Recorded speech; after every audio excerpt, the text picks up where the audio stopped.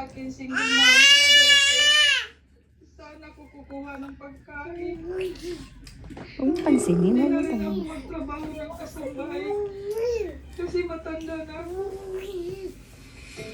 Kapag nag-mature ang mga lapnisan seedlings, umaabot ito ng 15 to 30 meters ang taas, pa-oblong ang dahon, dilaw at kahel na parang maliit na kalabasa ang bunga. Maputla hanggang light brown ang kulay ng trunk o katawan ng puno.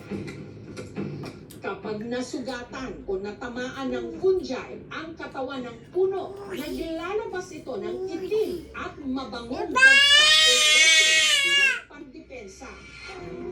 Ang bahagi ng puno na may resin, kapag sinunog o prinoseso, maglalabas ng langis na napakamahalin. Ito ang ginagamit sa paggawa ng mga mamahaling pabango. Ang agarwood mismo ang ginagamit sa paggawa ng mga insenso na karaniwang sinisindihan bilang alay sa mga ninuno at Diyos ng iba't ibang mga relihiyon. Kaya ang lapnisan o agarwood in demand sa Middle East.